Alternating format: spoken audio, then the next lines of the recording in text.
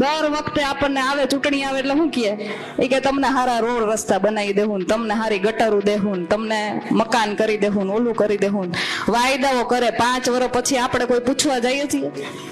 5 વર્ષ ચૂંટણી આવે ને પાછી એટલે 5 વર્ષ પછી પાછા આવે એમ કે પાછા અમે તમને રોડ રસ્તા કરાવી દઉં. તો આ 5 વર્ષ કર્યું હું તમે? ગોંડલની ઘટના તો તમે બધાએ જોઈ જ હશે. હું ગોંડલ વાળાને દર વખતે કહું કે ભાઈ અહીંયા તમારે અહીંયા એકને જ નથી હો, આખા ગુજરાતમાં આવું જ છે ને? હે બીવો છો ને બધાય? સાચું કહેતો, મને આમ દિલ ઉપર હાથ રાખીને કહેતો. કોઈ પણ દીવાની વાત નથી કરતી, ખાલી કહું પૂછું એમ જવાબ આપો. દિલ ઉપર હાથ રાખીને કહેતો. સરકારી ઓફિસમાં ગમે ત્યાં જાઓ, કોઈ પણ અધિકારી પાસે તમારું કામ કરાવવા જાઓ, તમારો અધિકાર માંગવા જાઓ, ખિસ્સામાંથી પૈસા કાઢીને કેટલા જણા આપ્યા? હાથ ઊંચો કરજો. કરો, હાથ ઊંચો કરો, શરમાયા વગર કરો. તો આ સરકારને આપણે શું ધોઈ પીવી છે? કેટલા વર્ષ? દર વખતે આપણને આવે ચૂંટણી આવે એટલે શું કે તમને હારા રોડ રસ્તા બનાવી દેવું ને તમને હારી ગટારું દેવું ને તમને મકાન કરી દેવું ને ઓલું કરી દેવું ને વાયદાઓ કરે. 5 વર્ષ પછી આપણે કોઈ પૂછવા જઈએ છીએ?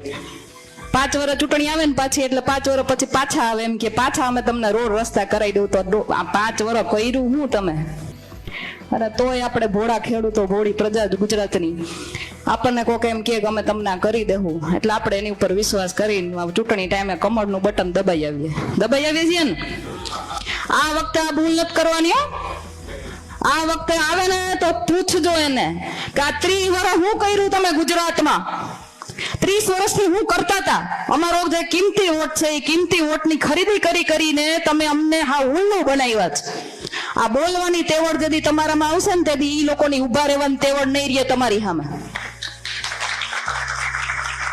બસ આટલું જ માગવાનું. આપણો અધિકાર છે.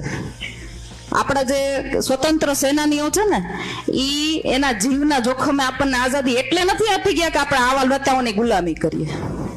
એ એટલા માટે આપી ગયા છે કારણ કે એને અંગ્રેજોનું શાસન જોયું છે, એને એ બધું ભોગવ્યું છે અને એને ક્યારેય નહોતું વિચાર્યું કે એની આવનારી પેઢીઓ પણ આ બધું ભોગવે. એટલા માટે એના જીવના જોખમે લડી ગયા એની સામે. અને આપણે એ વસ્તુનું ધ્યાન રાખવાનું છે. આપણે સાચા અર્થમાં એને માનપાન તો જ આપી શકશું જ્યારે આપણે આ આઝાદીનો પૂરેપૂરો ઉપયોગ કરી શકશું. માનો છો ને બધાય? તો આ વખતે શું કરશો? પરિવર્તન લાવવાનું છે. આ યાત્રા આ લોકો એટલા માટે જ આ લોકો નીકળી ગયા છે. ઘર બાર કામ ધંધો બધું જ મૂકીને નીકળી ગયા. કોના માટે નીકળે છે? એના માટે નીકળે છે. શું મળવાનું છે આ લોકોને? શું મળવાનું છે અમને? આ તમારા માટે નીકળે છે.